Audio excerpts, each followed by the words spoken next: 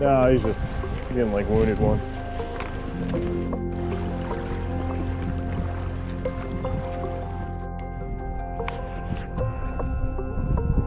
Oh, watch, he's trying to walk him. Hey, big bear.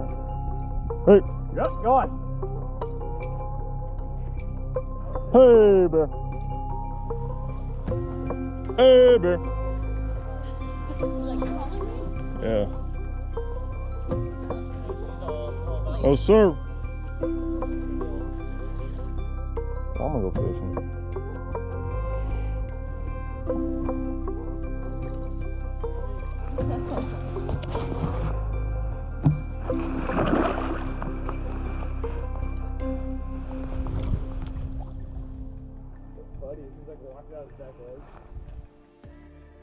If you've ever been to a tackle shop and bought way too many lures than you need that didn't catch any fish, go ahead and leave a comment. If after watching this video you completely disagree with the lure choices that I picked, go ahead and leave a comment below.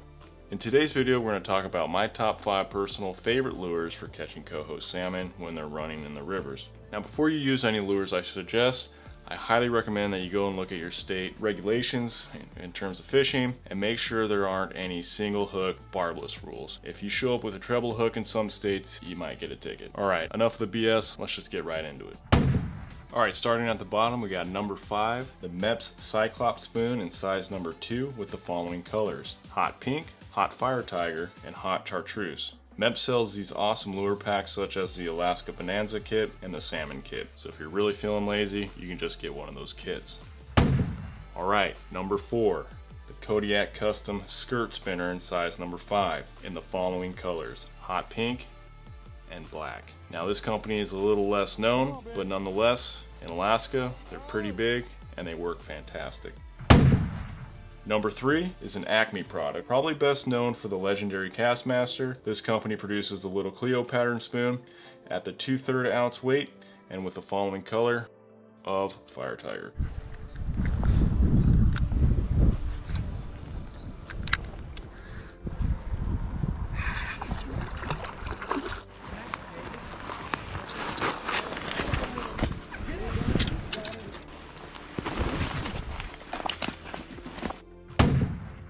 Alright, number 2, Rapala's Mighty Blue Fox or Classic Vibrax spinners. And I prefer the size of 4 or 5. Now you can plus up to 6, though I much prefer the number 5s. I feel like they're a better all-around lure for larger salmon. These lures have a 2-part body that serves as a bell that rings off the solid brass core. So it's like a little bell that rings through the water and it kind of agitates the fish or gets their attention in the very least. Now I've seen people catch fish with virtually any color of Blue Fox spinners. So really it's what river you're fishing, what year, what time of day. I've seen coho bite on all manner of Blue Fox spinners. Now last I checked, Rapala offers about 40 different color variants, so you have the entire spectrum when it comes to this specific lure.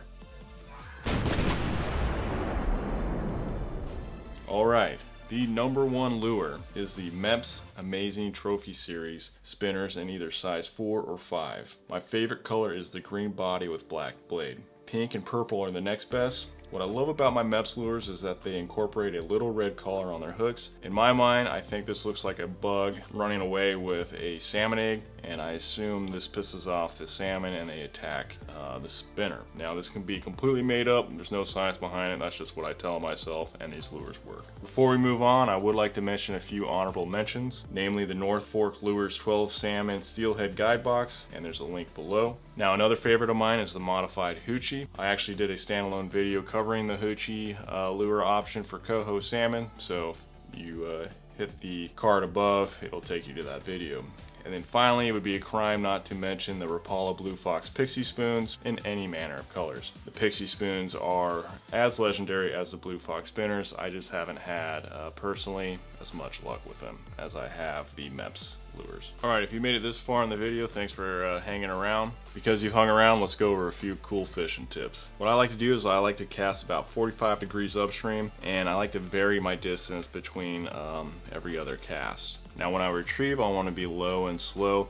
Every once in a while I want to hit a rock, that way I know I'm down in the lower third of the water column. Obviously if it's a nice big deep pool, you might have to slow down, maybe delay your retrieve, let that lure get down low and then retrieve it in. If I cast about 5 to 10 times and I don't get any bites, I will shift my position 10 feet up or down the river and do another set of casts, and I just kind of work a pool up and down just like that. That way you're offering the fish all sorts of different presentations. Now if you can see the fish, they can see you. Either take advantage of high murky water or keep some distance if the water is super clear and running low. Obviously bring extra lures because you're gonna lose some. Now my personal favorite is I always reel all the way up to the bank. I can't tell you how many times I've caught a coho 2 to 3 feet from the bank. It is the coolest thing in the world. You're just sitting there, you're getting complacent, not paying attention, and then just out of the depths, this big coho comes up right in front of you, grabs her lure, and darts right back into the deep water. It's the coolest thing. So it ain't over till it's over. Finally, you're never gonna catch a fish sitting at home watching YouTube videos. Make sure you get out and put some time on the water, especially when it's rainy and crappy out. Fish like the high water, and there's gonna be less fishermen to compete with. As always, thanks for stopping by, and make sure you get out and go fishing. We'll see you later. Bye.